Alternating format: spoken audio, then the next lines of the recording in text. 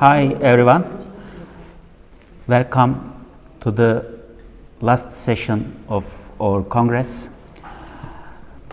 There are 5 papers in this session. We will start with Professor Muhammad Usman Ali. He comes from Pakistan and he is teaching at Pakistan Islamic University. Professor Muhammad Usman Ali will present Fragmentation and Unity, Sect, Politics and Identity in Contemporary Sikhism. You can start, Professor Ali. Thank you very much. Bismillahirrahmanirrahim. First of all, I would like to thank you, all of you, dear partners and faculty members. My name is Muhammad Usman Ali. I'm from Pakistan and I complete my bachelor's from Pakistan, then I complete my master's from Turkey and then PhD again from Turkey, from Istanbul University. And my core field of interest initially starting from my bachelor's were related to Hinduism and religious diversity in our region in Pakistan and India. And later I complete my master's related to the same field and I complete my PhD again in Sikhism, especially theopolitical version of Sikhism in diaspora and Indian subcontinent. While looking at the current paper, the title Fragmentation and the Unity, Sects, Politics and Identity in Contemporary Sikhism. While looking at the journal, this fragmentation, I would say, and especially while looking at the historical root of Sikhism, which starts back from 15th century and rooted in the teaching of Guru Nanak, and then followed by living Guru and then Guru Gobind, especially the Guru Granth Sahib in the end. So while looking at the teaching over there and the historical roots, we can see this religion was based on the message of love, diversity, and it was trying to find a space between Islam and Hindus back then. While looking at the general roots, especially we say that while looking at the development which went through different phases of Gurus, especially the last living Guru, Guru Gobind Singh, and with his formation, most importantly the Khalsa, which was in 1699. So after that we can see Sikhism from historical and a religion which was trying to find a space and institution, found a proper legitimate space in that arena. So we can say that Khalsa united spiritual and especially the martial ideas, saint soldiers defending justice and faith. So even during the time of Gurus, we can say there was Miri and Piri concept, and Miri was basically starting from the leadership instead of Piri, which was the spiritual version. So during the Guru time period, it was also started. While looking at the unity and the general message,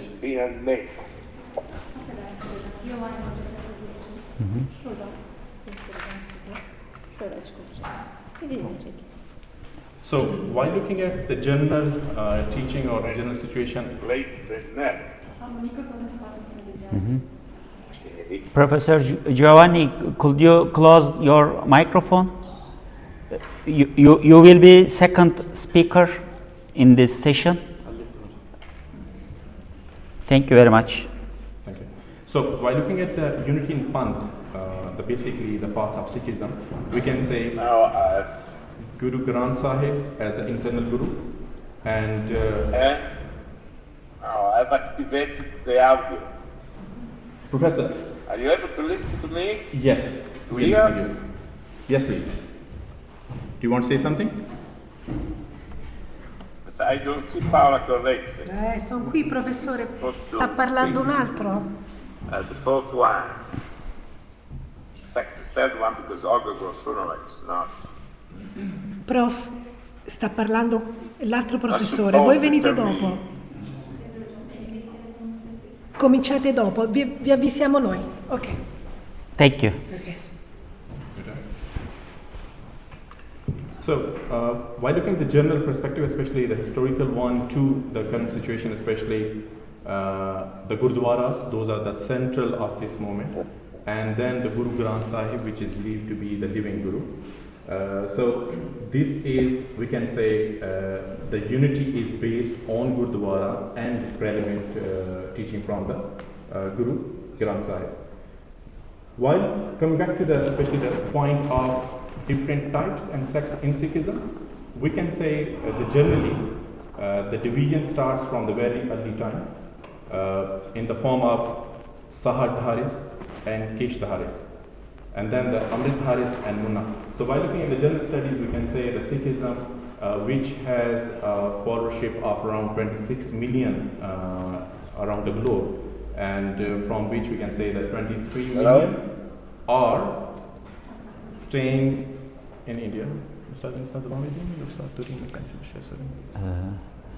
Professor Giovanni, you will be second speaker because of connection. We delayed your presentation. After 10 minutes you will start. Thank you very much. Yeah, you can.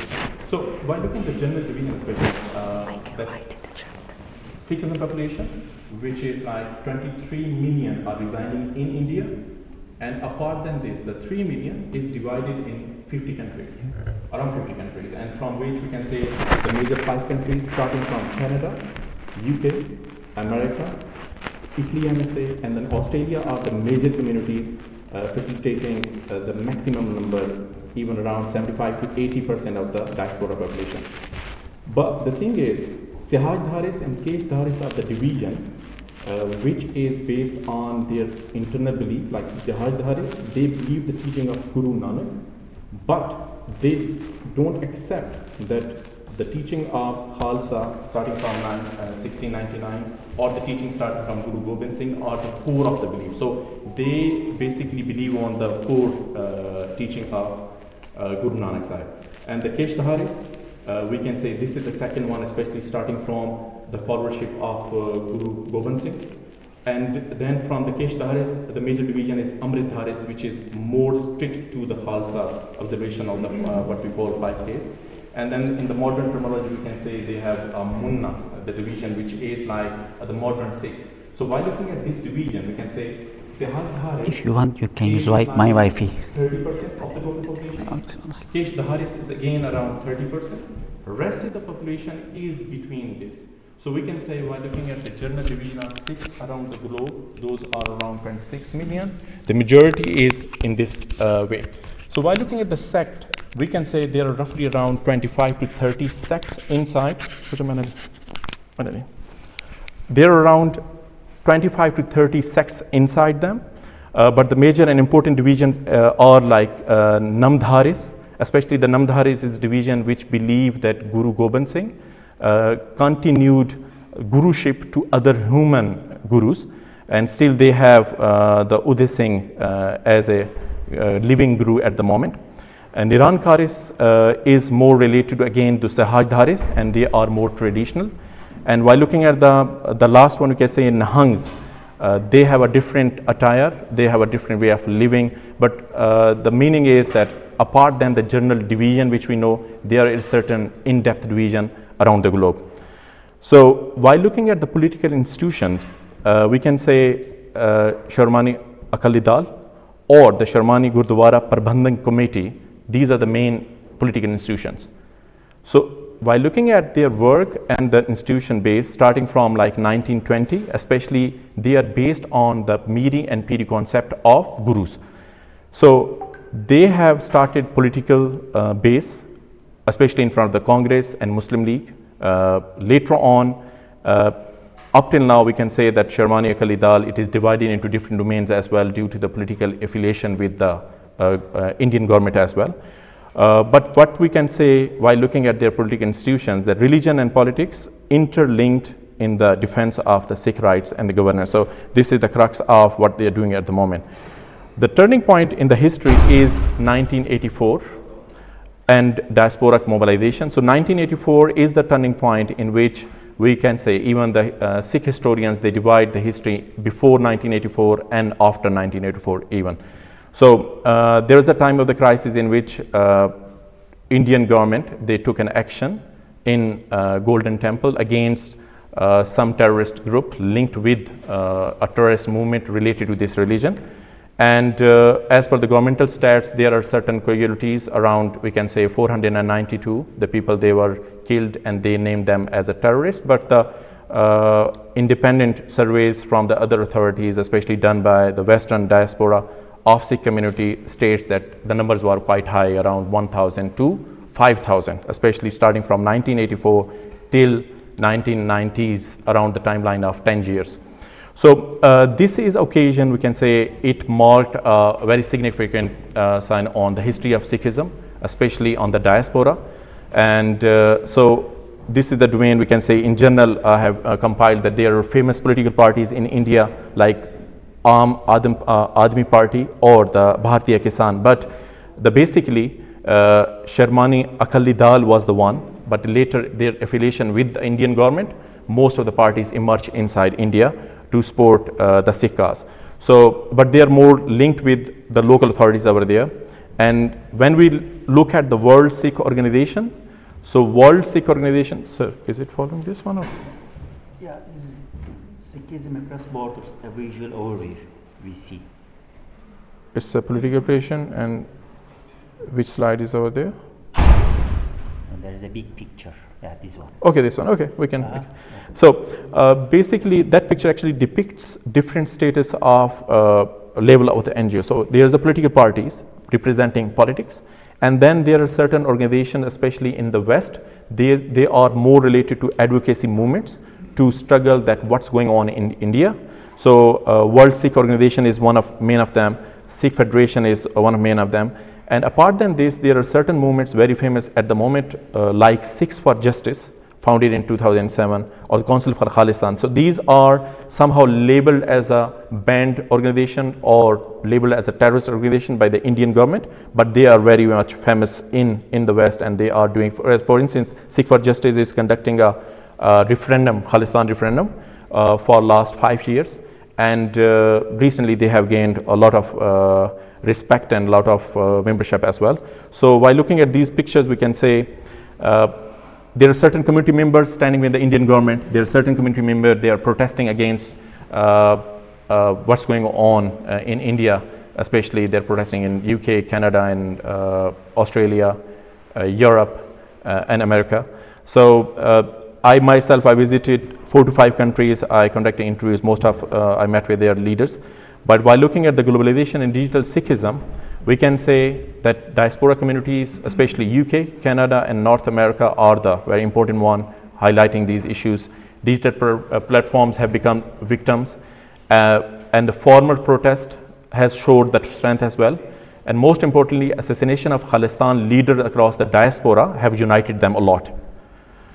And in the conclusion marks, I would say that the fragmentation becomes a source of renewal and resilience for this movement, that whether there are divisions inside, but due to the situation either in India or in the diaspora, they are united for the cause of the unity and the community. Thank you very much. Thank you very much. Thank you very much. I would like to thank Professor Muhammad Osman Ali for his brief presentation. He gave the fragmentation and unity in Sikh tradition. He mentioned Guru Nanak, Guru Gobind Singh, the importance of Gurdwara to unity the Sikh community, and he also mentioned basic sex, establishment of institutions and major political parties in India, especially in Sikh community. Thank you very much for his presentation and for being with us. Thank you very much. I think Professor Giovanni Casadio is ready now. Professor Casadio, hi, do you hear us? If you give me the audio, okay? Thank you very much for joining us. It's pleasure to hear you. And we are ready here to me too. To see your just 1 year ago. And thank you very much. Professor Giovanni Casadio will present the title Grandmother in Anatolia from Hittite Kubaba to Okay. Persian Matar Kubayaba. Okay. Professor Giovanni, Yeah, this is welcome again. He is working in Salerno, Italy, and we are ready to listen you. Please, you can start. now I'm in Roma. Okay, Also in my he home. is in I'm Roma. part of the Pope. Yeah, thank you very much. Just 12 minutes from the Pope. Yeah.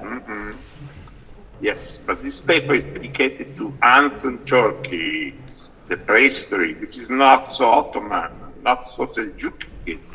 There were some Indo-Europeans there, and not only the. Okay, let us start. In the beginning, as usual, there was the Great Mother. This, therefore, the title is the Great Mother in Anatolia, from Kubaba to Mata, that is Mother Kubelia.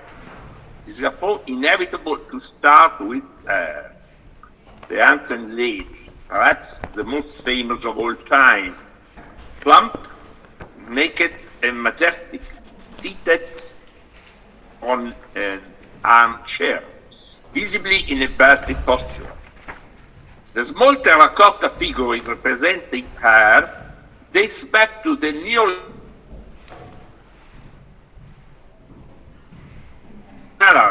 in the grain storage pit at Çatalhöyük, in the district of Iconium, in modern Turkish Konya. Iconium is a Latin original. Iconium in Greek, Iconium in Latin, roughly corresponding to the Roman province of Lycaonia. The goddess rests her hands on the necks of two felines, not lions, but lionesses. It is now in Ankara in the Museum of Anatolian Civilizations. Similar images have been found at Eshila. Anyway, now I skip some part because otherwise I don't finish, I don't come to the main points. To enter historical times, namely the late Bronze Age and early the early Iron Age, let us first outline the various layers of culture and religious traditions that succeeded and intertwined in Anatolia on the basis of three types of sources: the indirect documentation of Greek and Latin authors, the documents in indigenous languages, possibly not yet Turkish Ottoman, and the monuments brought to light by archaeology. The most distinctive and best known figure of Anatolian religion in the first millennium BCE, or the Common Era, before the Common Era is more neutral, not before Christ, before the Common Era, is that of a great female divinity, mother of the gods, a lady of the entire animal and plant world, incarnation of the generative forces of nature, and propitiator of fertility. As such, she has a markedly chthonic character, and naturally both being the highest mountain peaks, and she is constantly perceived as mother.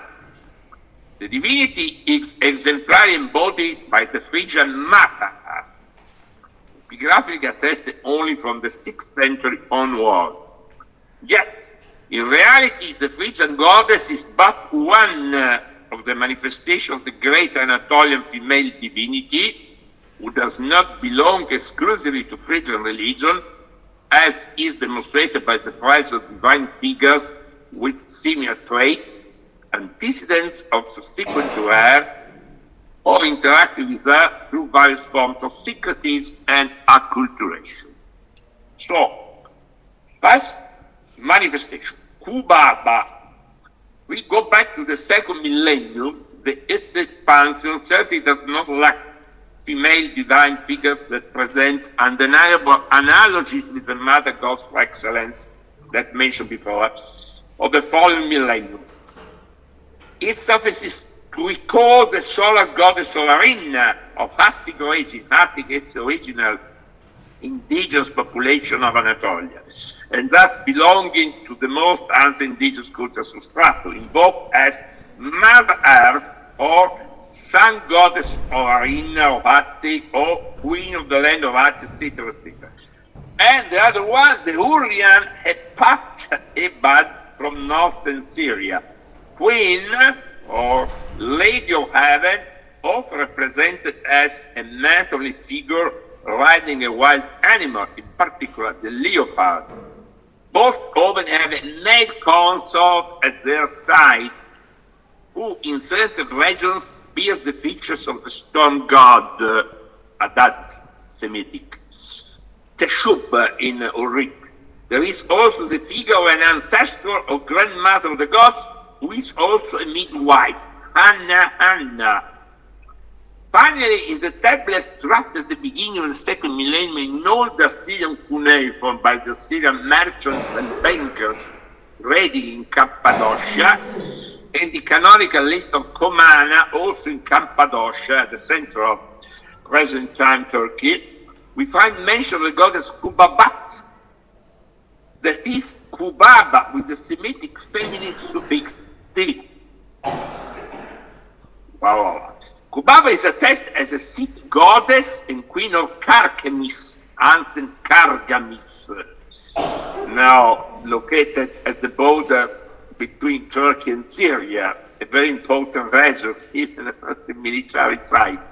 In that remote era, Karkemis played a minor political role, and its sphere of influence in a Semitic and Nordic cultural context was limited to southeastern Anatolia. But in the time of the Neolithic kingdoms of the 19th and 18th centuries BCE, the city assumed a dominant position, and the documentation became abundant, attesting the prestige of the goddess not only in Karkemis, but also in other city-states of the Taurus and anti-Taurus regions, once part of historical Med, now situated in the eastern center of Turkey. Blah, blah, blah, blah. Now I skip on the Luwian text. Let's go next paragraph. Although specialists have not agreed, specialists never agree, these topics, on the meaning of the name Kubaba, written in cuneiform with the prefix Dingir. The logogram, if you have Sumerologists like my disciple and successor Paola Corrente, she knows very well what Dingir means. It's also the logogram for the star in Anna Ishtar. Very instructive is the writing of her name in Luwian, Deus, that is the symbol, the logogram for God, Q Avis, that is the logogram, the symbol for that. Use Latin. Ancient philology used Latin instead of English. The hieroglyph of the bird, we read Baba, which means also mother and grandmother. In this case, it's a bird, can be interpreted either as a dove or as a bird of prey, a falcon or a sparrow hawk. While the connection with the word of best is undeniable, the image underlying the sign read as ku, cup, a vessel. Amongst the epithets attributed to her, besides the predictable Deus, God, region, Nisi Magnus Domina, Queen of the great land, there is also Terra Deus Domina, Divine Lady of the Earth. Land is not the same as Earth, which presents evident cosmic connection and contradict current ideas about the absence of such features that are instead evident in the Phrygian goddess, the other one, Kybele. Iconographically, Kubaba is known to us mainly through the bas-relief erected in her temple at Karkemis, a date of the citadel's apogee, once Nurian, then Neolithic, in northern Syria between the late 10th and the early 9th centuries. Okay, now there is a description, an iconographic description of this goddess, which is, I repeat, Kubaba, not Kybele. Of course, there are connections between the two goddesses, which bear very similar name, but not exactly as attested epigraphically and in mentions in Semitic, Aramaic, cuneiform scripts. They are not exactly the same. Okay, long description of Kubaba. For this, I send you to the written text, the publication. I hope you're looking forward to the publication. Kubaba. Now let's go to the second goddess, the most famous for Greek and Latin philologists and archaeologists, historians of religion, that is Mater Cubileia. Mater obviously means mother. Cubileia is the oldest form of the name of the god Cybele, the great mother. To introduce the Phrygian goddess Cybele, or Cybele, who through successively but independent acculturations is the direct ancestor of the Greek Mater Megale and the Roman Mater Magna. It is necessary to start from her name. Mater, Martha in the Indo-European language of Phrygia, is epigraphically attested 11 times in the nominative as Mater and in the other cases. Okay, Mater is the most documented deity by far, and no other male deities or other female are attested like her. In certain cases, it can be said that it is the only one to be attested. It's a kind of enotheist, if not monotheist, feminine monotheist. Mater is the most documented in the Coptic Ancient Phrygian inscriptions and has been transliterated in the Greek inscription of Phrygia as Mater. All the known texts of ancient Phrygia were carved on rock-cut monuments of various types. Century facades, the niche of the so-called Midas facade. Midas is a very famous locality in the center of Anatolia, that is of Turkey, and simple niches. Of course, it has to do with the famous Phrygian king Midas. These inscriptions identify the monument as dedicated to the mother goddess, and most of them were accompanied by relief or statuette. Unfortunately, the figures associated with the ancient Phrygian scripture have not survived. However, there are several representations of the goddess in anthropomorphic form, which we will partly examine below. Among the principal dedicators of the scripture are the Phrygian king Midas, and in the case of dedication to Mater Areias, this a certain Ponok. A different case is represented by the two inscriptions in Neo-Phrygian, that is 1st, 2nd century, Common Era, this much later, which contain imprecations against profanes and incursions by sacrilegious thieves. Mater Cubileia is almost certain to be understood as Mother of the Mountain. A reading supported by Greek sources in which the goddess often appears as Mater Oreia, while Byzantine lexicographers consistently gloss Kybelon as mountain and Kybela as mountains, plural. The connection with the mountain rock elements is undeniable, as reflected in her most popular epithets mentioned by Strabo: Idaia, Dindymene, Dipilene. Person familiar with Turkish geography would, with ancient Turkish geography, Anatolian geography, would locate it there in their mind, these toponyms, Idaia, Dindymene, Dipilene. Certain cases non fra busta. Dindymene, at least, which is also the name of the goddess Midas. This fact alone already makes evident that the Phrygian goddess was also present in the coastal areas of Anatolia. That's also. Overlooking the Aegean and Black Seas, regions corresponding to those dominated by the kingdom of Lydia, capital Sardis, which is inside, it's not by the sea, at the height of its power under the Merna dynasty, that of Croesus.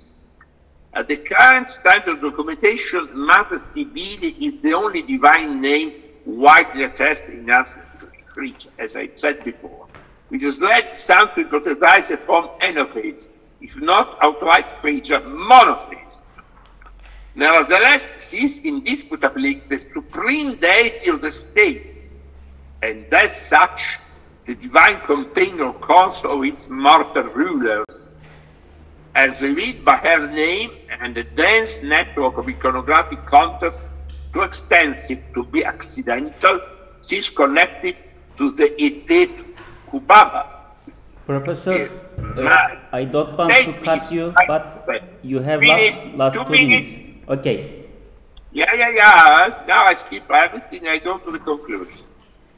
Okay, all the evidence concerning Kubala, who is going to become Kibele, Kubabas, all the epigraphic attestations, even in Greece, and also in Magna Graecia, in Ancient Greek, and in Lydia. There is this connection between Sicily and Lydia, that is between the south of Italy, because Sicily is a part of Italy, even if it is an island, and Asia, which is called Asia. Anatolia, the Romans called Asia, the province. Asia Minor. Okay. The question of the name is crucial for addressing the fundamental problem of the relationship. This paper. The relationship between the first two. That the meeting point, that's important. Also, it is my original idea. The scholars don't agree at all about this, including my good friend Jan Brenner, and also my other friend, the German one in this case, Manfred Hutter, the biggest specialist in the world of Anatolian religion.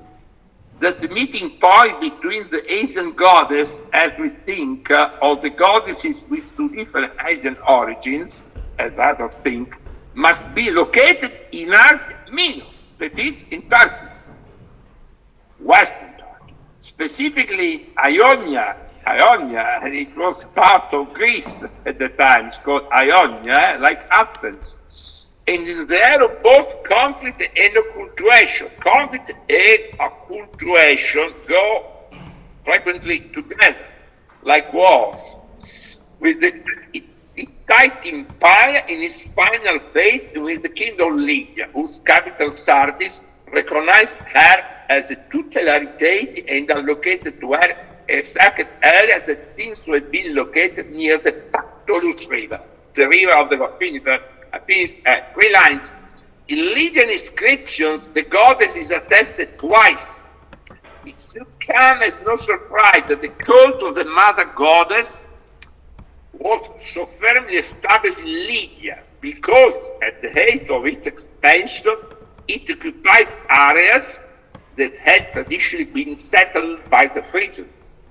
In the earlier period, starting from a small area in central western, these all geographical details. Conclusion. Moreover, there exists a Phrygia corresponding to the Troy in English, the neighboring coastal zones along the Bosphorus and the Dardanelles and Lespontus. The answer Lespontus is now called at least in English and in Italian Dardanelles, from where the invasion of the Indo-European Phrygians, much before the Turks, originally called Briges, and originated from the western part of ancient. This they came from Europe, but now what is now Turkish Europe? Russia, ancient originally called, to which they were linguistically and ethnically connected, because they are faced with 2 mother goddesses converging from 2 extremes of Anatolia, most likely sharing a common mysterious. Finish. Okay. We will continue gradually. Thank you very much, Professor Casadio.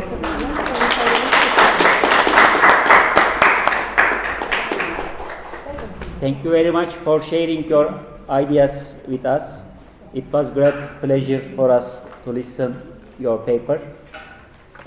Thank you again. Now, I think Ms. Olga Gorshunova is not ready.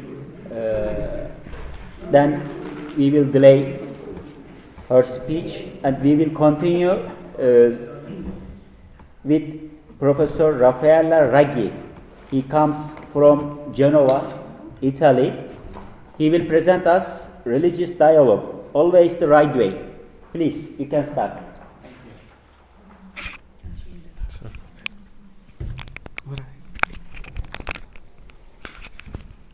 Thank you. Good afternoon. You can hear me? Good afternoon, everybody.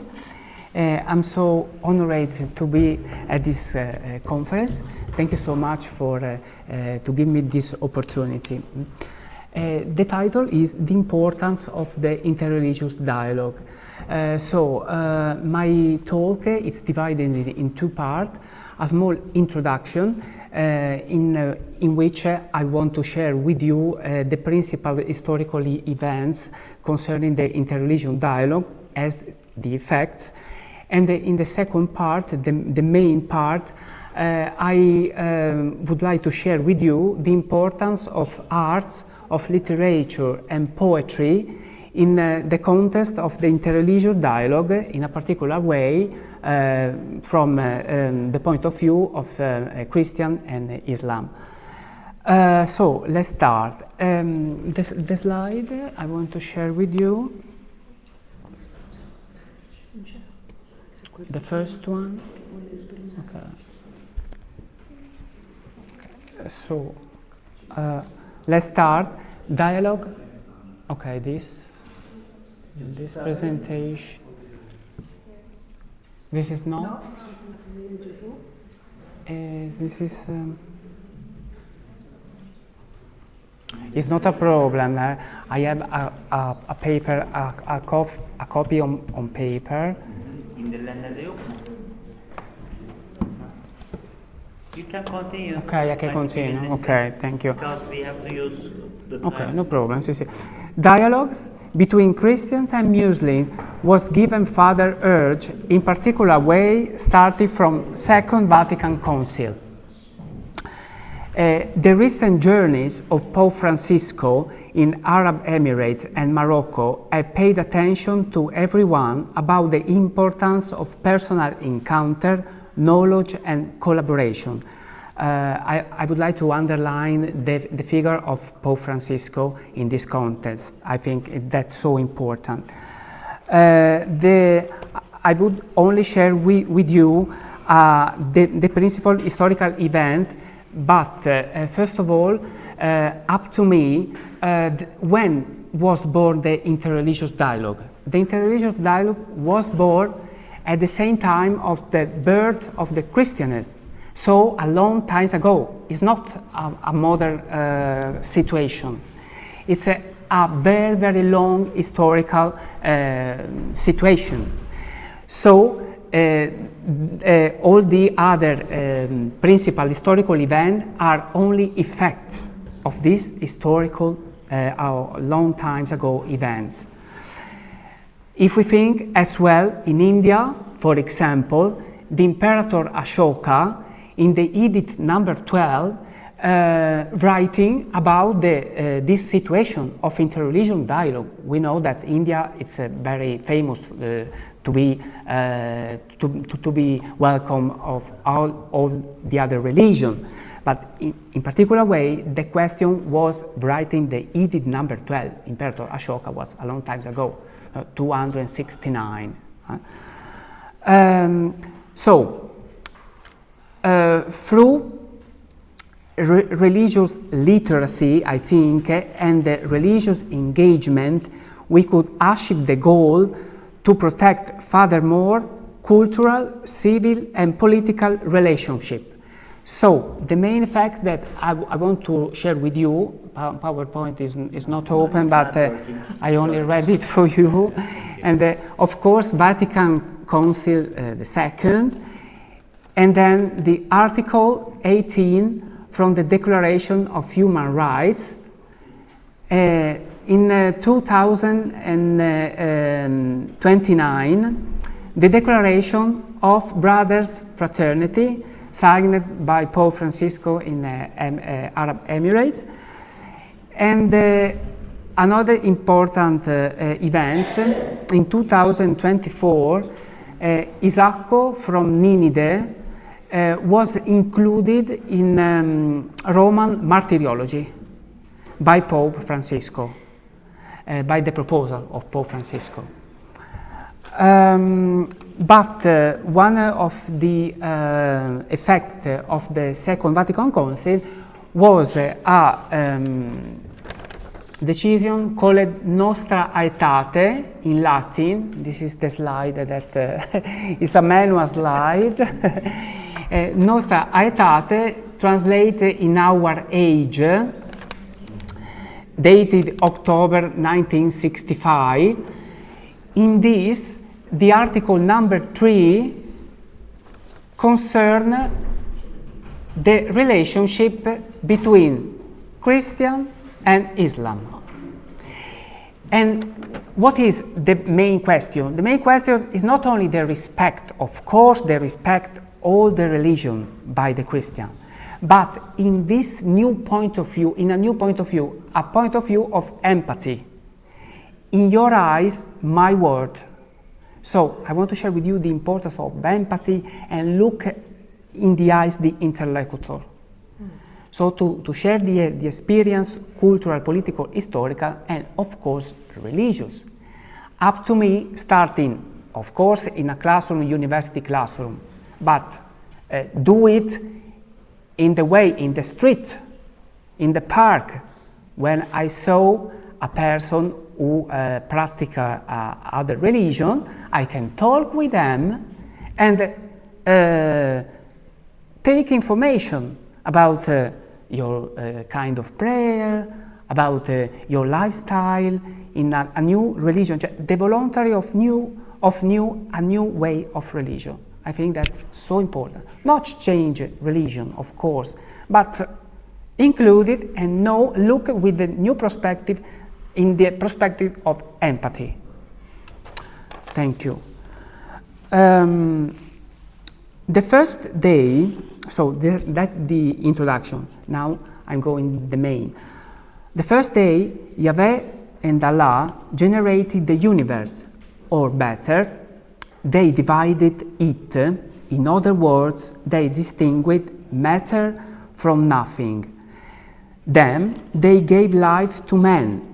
They put them in center of this project. They named them guardians.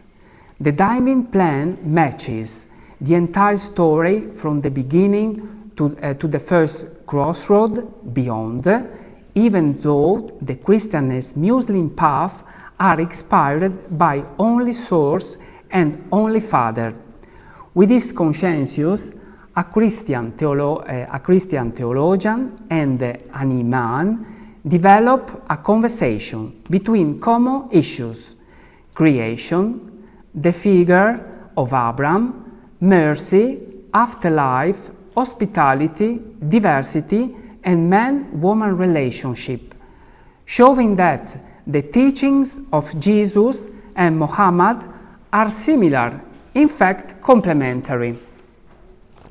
Starting already with Solomon, wise king of David, we can assume what he represented for Christians, Muslims, and Jews.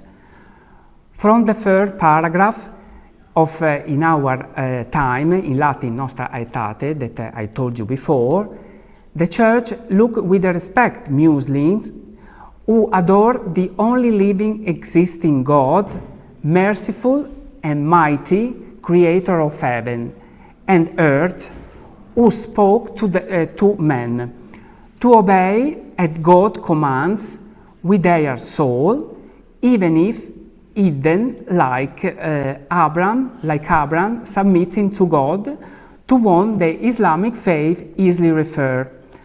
Although they do not recognize Jesus as a God, they venerate him as a prophet, they honor his Virgin Mother Mary, and sometimes they invoke her with mercy. Furthermore, they are waiting for the universal judgment, when God will reward all men after resurrection. Therefore, they keep great respect of moral life and adore God, especially through praying, alms, and fasting. Although over the centuries have emerged several disagreements and hostilities between Christians and Muslims, the Holy Council, to exhort them forget the past and to sincerely commit to a mutual understanding, as well as preserving and promoting together for all people social justice, moral values, peace, and freedom. Even Allah created the cosmos, having inspired by one single source and single Father. We can deduce some common themes about creation, like the figure of Abraham, as I told you before, ark life, hospitality, relationship, diversity, male and female. Through this, we find a reasoning and a language mutual knowledge that can be achieved also with a form of dialogue through art, poetry, and literature. About this, I would like to share with you an example. A church in Genova, the city where I live and I studied, set up a photographic exhibition in a Christian church. In this photographic exhibition was represented mosques and synagogues. So I think that's an easy initiative, but so important and so deep to let know the population through the art and the archaeological art, know the other. Because remember the sentence, in your eyes, my heart. So, and this initiative take place in the church called Saint Cosma and Damiano. Was inaugurated in the months of May 20, 2025. And this is all the month of May, the possibility to visit. I think that was the last time in Genova a church, a Christian church that do that. So I think they voluntary to know and to underline the form of dialogue, and of course do further research. I think this is an important step, but only the first step. You have to do more. I think increase the curiosity. Moreover, talking about the arts and poetry, we remember the poetry by Pope Giovanni Paolo II, which was active even in the Polish theatre before goes the principal activity of Pope, even in a difficult historical period for Poland. He wrote read poems, often with a strong technical component. He was active in Polish theatre, such as actor and play writer before his pontification. His poetry and theatre production come from traditional existential theatre, influenced by currents like sacral theatre, reflecting a deep spiritual and philosophical research. We can remember other figures, for example, like Omero, when he gets attention on Ettore before the last battle, where his son is through to life. So that's to underline the importance of literature and the art, because of literature and art can achieve goals that other elements do it with difficult. As well, poetry like a bridge for dialogue. Poets, artists, which outburst their imagination to resolve problem. The famous sentence, "My word is in your eyes." Look in the eyes of your interlocutor, empathy of the dialogue. May peace, our time needs master, and to listen, to reach, sharing the God with the good with the other, and the God as well. Another important initiative by Pope Francisco.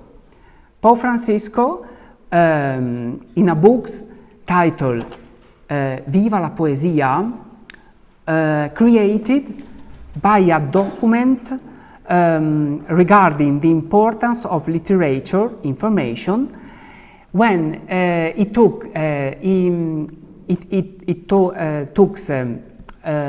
discipline called writing creating and literature at School of Jesuitas at the age of 28 in Argentina.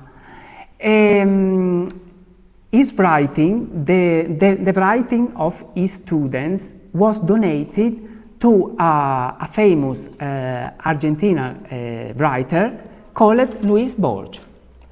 In this write, the message that we can see is the concept of desbordar, as we can say, overflow. So go further, go further research, make further research in all the situation of your life. To break through restriction, the experience of God overflows. We cannot grab it, but thanks to poetry, we can express it, which represents a great skill of poetry, art and literature. So, from some verses, the last one I'm going to concluding with a verse of Charles Baudelaire, as you well know, in a variety called in French, Le Phares, as the highlights. Lighthouse. Lighthouse, thank you. Lighthouse. In this collection, the title was Les Fleurs du Mal. I do translate it in English. I live in French. Les Fleurs du Mal. Les Fleurs du Mal, first edition, 1857. And I'm going to conclude with this about the painter Rubens, in which he described like a river of oblivion, a garden of indolence, pillow of fresh meat in which you can't love, but where lives flow and shakes without rest, like wind in the sky and sea in the sea. So, what we can learn about this? Poetry, love and dialogue are ingredients to heal men forever, to save them from the darkness. Thank you. That's a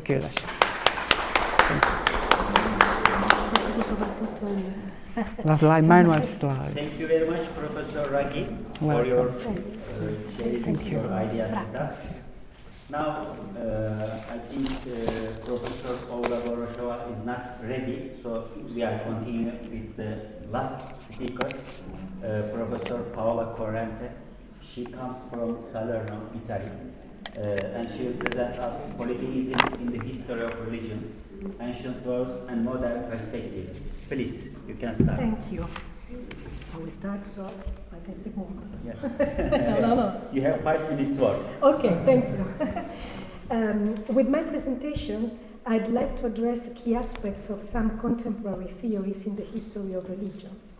Since the second half of the 20th century, postmodernism linguistic turn deconstructionism and cultural relativism have convinced the academia and the world at large that every aspect of Western culture needs to be revised. Religion was one of the subjects to which an intense criticism was directed. The vocabulary inherent to it, beginning from the very word religion, was deconstructed, and the argument for this deconstruction was basically one.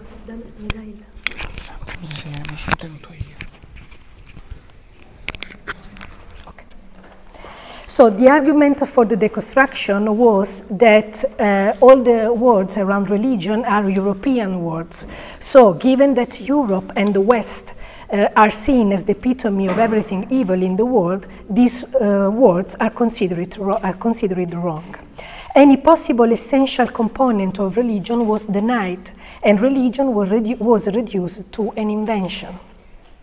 I'm going to delve into the words around polytheism, which have been long used in the study of ancient religions, in order to discuss some of the repercussions that such extreme and polarized but widely adopted positions have on academic investigation.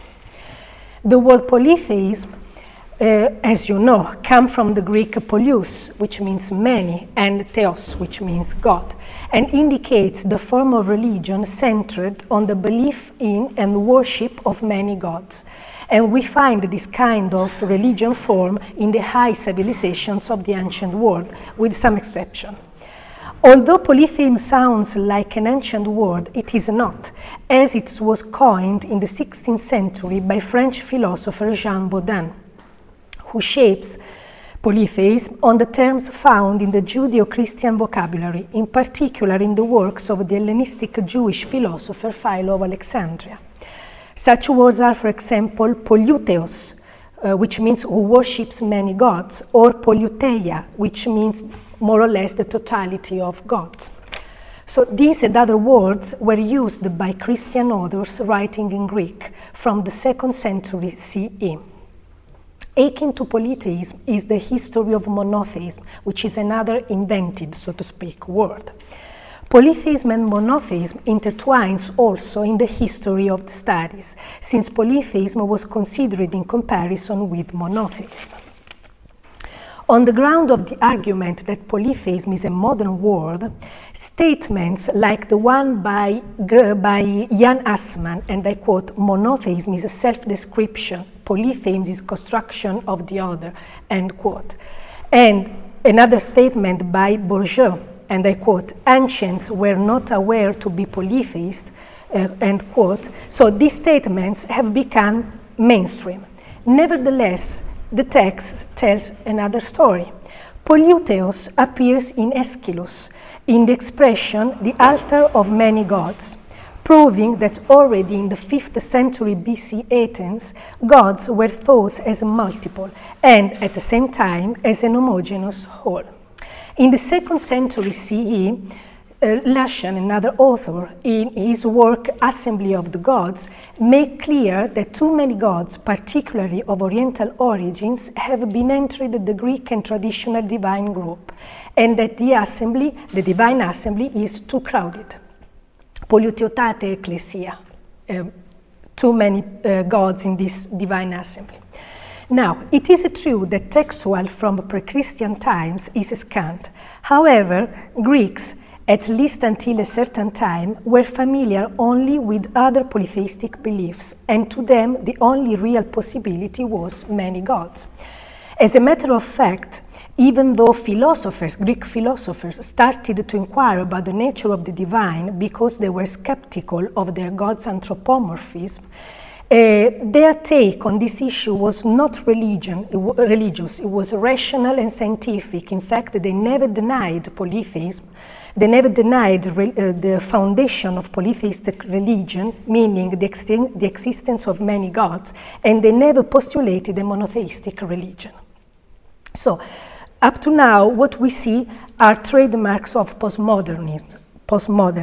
One is that it's considered a kind of sin, the fact that a Christian author talk about polytheism. To them, it would be an ethic perspective.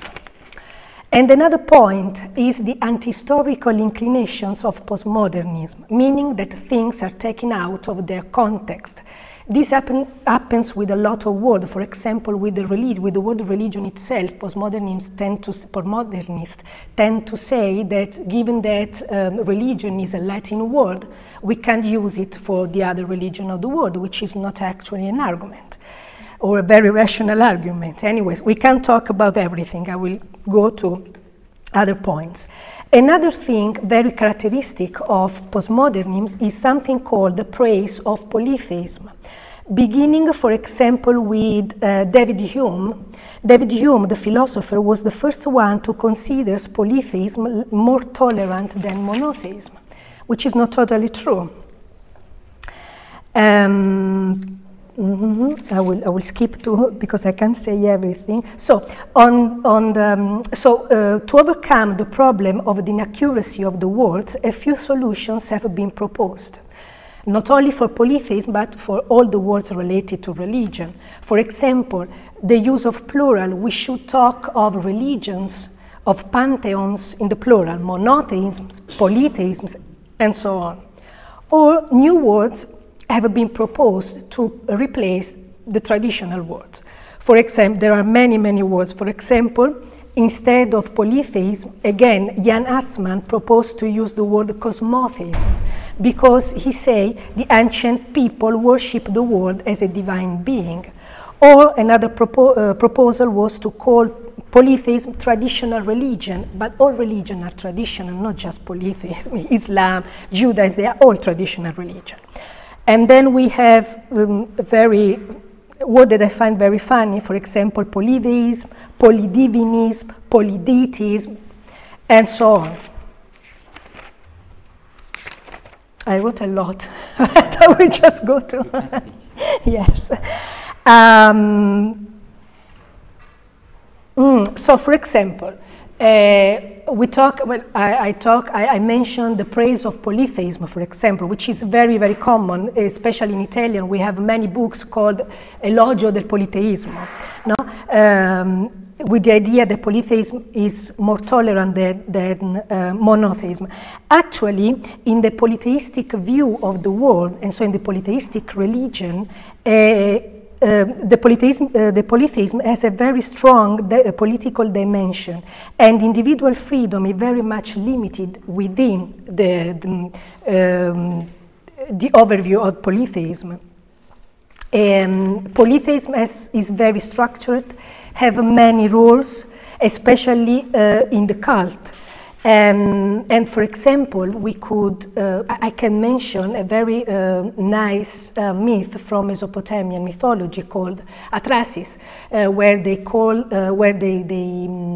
talk about the creation of human beings, and human beings are created by God as slaves. So God is not free, or again, polytheism is not very much tolerant. Or we can, for example, remember what happened to Socrates in Athens, but there would be a million of examples. So postmodernists are very good with words. They write in a very intricate manner, they play with the words, but they appear to forget one basic linguistic praxis, that words change. The words we have been analyzing, for example, polytheism, were not used in the same way we use them nowadays. But then the inventor of polytheism used the word polytheism to refer to Christian heresies like Manichaeism. Or the word pantheon. For us, pantheon means the divine society, the family of gods, but in ancient Greek there was not the meaning of pantheon. Pantheon was a collective notion, all the gods. It was not something precise or a system as we understand it. So, words have a tradition, a history. Basing of this argument, an Italian scholar of history of religion, Julius Fameni, defends the use of polytheism and monotheism exactly because of their antiquity and tradition in the history of religions. Both components of the word polytheism, polous, many, and theos, God, have been criticized, of course. For example, about the number, many scholars consider that polytheism is not a suitable word because it does not convey the historical reality of what polytheism is, since polytheism is much more than a quantity of divine beings, which is true, but in my opinion, the number of gods is the first and clearest separation between polytheism and monotheism, because one and many are in opposition. You can have both. So it's very important to understand polytheism as the worship of many gods and monotheism as the worship of one god. So the number is important. Of course, polytheism and monotheism are much more than this, but this is the first step to understand these forms of religions. About the word God, theos. The criticism here on the part of theism is due to the fact that God does not express properly the variety of supernatural beings found in the different cultures around the world, and that theos is a word influenced by monotheistic religions. Again, this is true, but arguments need to be discussed in depth. This argument about the God, the word theos, which is a Greek word, so it's not correct to be used for all formal religions, is an argument dear to anthropology, especially to anthropology. In fact, when they studied the word for divine, for God, in indigenous people, for example, of America, where, for example, among Incas, ancient Incas, the word for divine is waka, or the word mana in Polynesia, or the word dema in New Guinea, these words not always indicates a God, a person, so to speak, a divine person. They can indicate a place, they can indicate an object, which is true. But this aura of sacredness and impersonality is implied in the divine beings of the high civilization as well. For example, the Latin word deus, which comes from Indo-European, is a very metaphorical word because it indicates the sky, the bright light of the sky. The same with the word dingir in Mesopotamia, which indicates the sky again. And the very word theos, God, in Greek, which is not an easy word, like all the words in Latin and Greek that indicates God, because we have many words, like, for example, daimon, or eros in Greek, or theotes, or deitas, divinitas. There are many words, very, very nuanced. So theos not always denotes an anthropomorphic God. According to one of the greatest interpreters of Greek religion, Walter Burkert, and I quote, theos is the astonished designation of a presence. So theos can indicate something mysterious and an extraordinary force, just like the words in indigenous languages. Yes, so this argument is linked with another criticism brought against polytheism and the traditional study of polytheism, which is anthropomorphism. So gods in polytheism are anthropomorphic. They have shape and character, shape and human characters. So many anthropologists, especially anthropologists and other postmodernist scholars, argue that gods are not people, are not persons, and they should consider them divine forces, divine powers. This is something very dear to structuralist interpretation of ancient religion. I mentioned Burkert before, but another famous school of interpretation of Greek religion is the French school of Vernon, for example, so structuralism. Vernon, for example, he argues that the Greek gods have to be considered as a network of power, interconnected between them. So, this is very common now in the interpretation of ancient polytheism, the critics of the word God, theos, and of anthropomorphism. But there is a great and late Assyriologist, Jacobsen, who explains very nicely this idea in ancient polytheism that gods were in the beginning were representation of nature. They represented the force, the vital force of nature. And then they progressed to indicate persons, so a divine society with